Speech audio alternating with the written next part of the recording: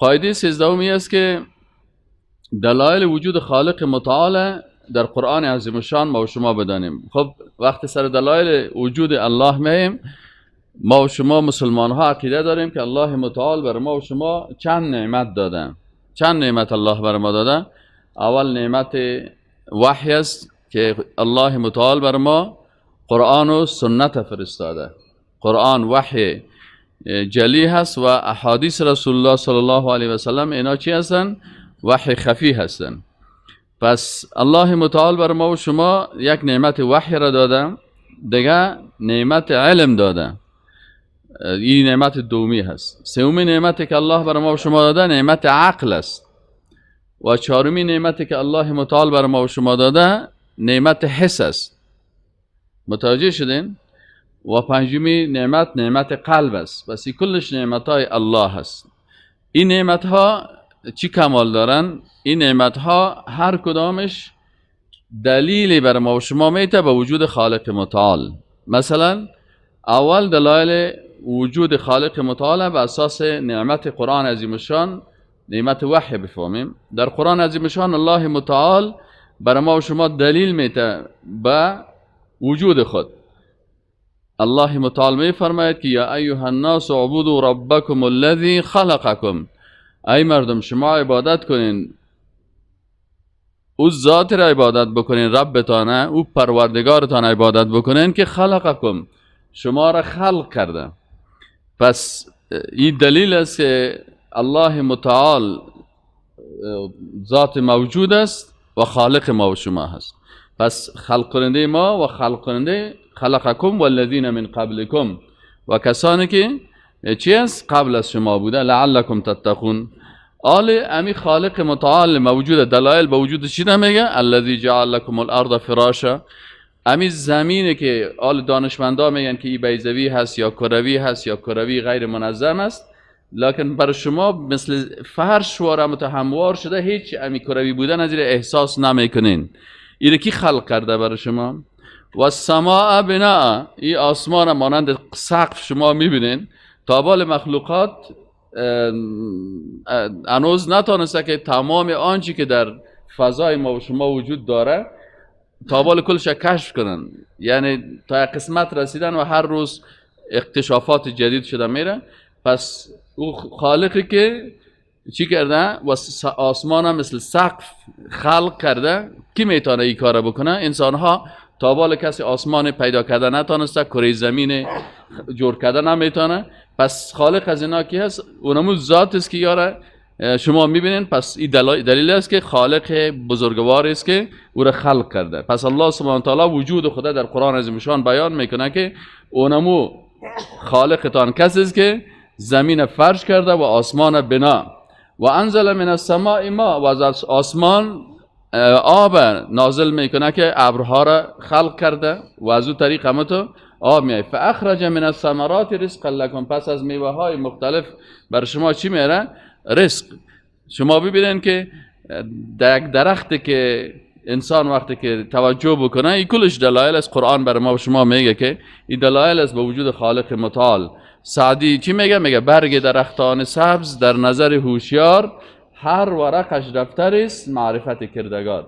یعنی هر برگ که ببینین این دلالت به معرفت خالق میکنه. و وقتی که میوه را شما سل میکنم، سبحان الله، یک درخت است، میوهش چی است؟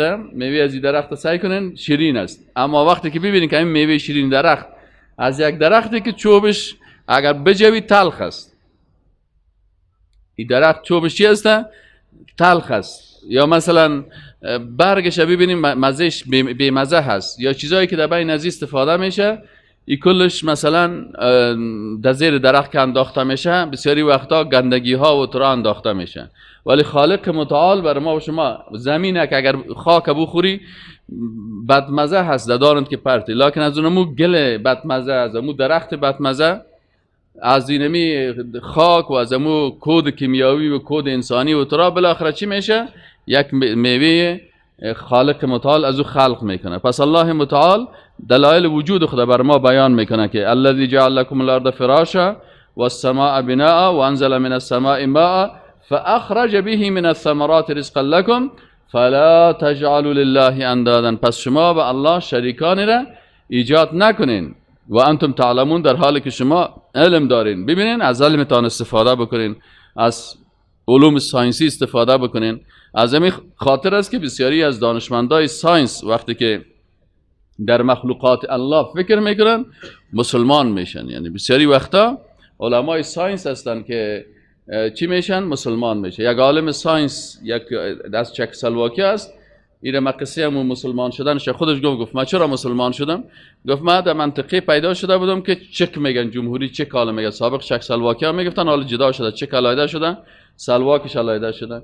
گفت من در منطقه چک زندگی میکردم و اونجا گفت چون تابع اتحاد شوروی سابق بود، این منطقه کاملا ملحدین بودن دیگه. از همین اول ما را از طفولیت و جوانی ما را تربیت کرده بودن به الحاد که العیاذ بالله خالق وجود نداره. این دنیای نمی قسم تصادفی آمده و تصادفی کل چیز برابر شده و بالاخره کل ما و شما چی هست؟ نمت تصادفی آمدیم و بالاخره طبیعت ما را پیدا کرده و پس میموریم و خلاص میشیم.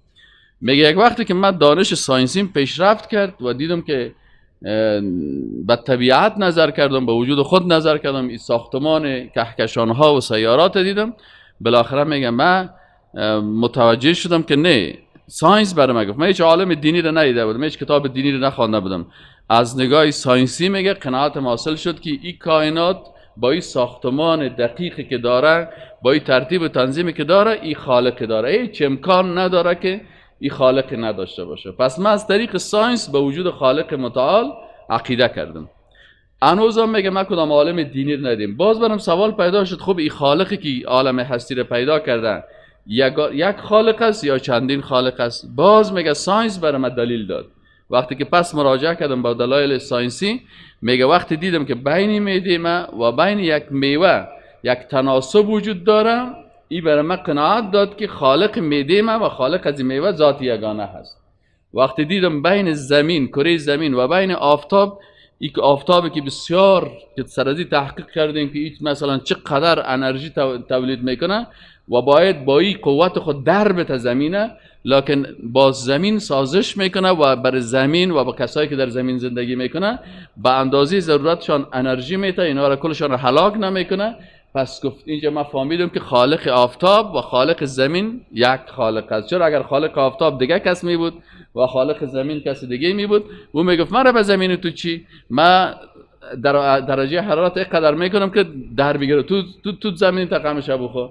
پس گفت اینجا مشکل بر انسان ها پیدا میشد. و وقتی که سیارات ما میبینم که کلشان بسیار منظم در حرکت هستند، گفت بالاخره این کل ازی بر ما دلیل شد تناسب بین اشیاء مختلف در عالم هستی. این برای ما کلش دلیل شد که چی است؟ خالق وجود داره و این خالق ذات یگانه هست. پس میگه من بالاخره باز پسان آمدم قرآن خواندم و کتابای دیگر خواندم، باز قناعت حاصل شد که اینمی خالق را که من در جستجویش هستم، این قرآن برای ما بیان کرده. خالق ذات قوی، ذات با عظمت، خالقی که آسمان ها و زمین خلق کرده، خالقی که تمام کائنات خلق کرده.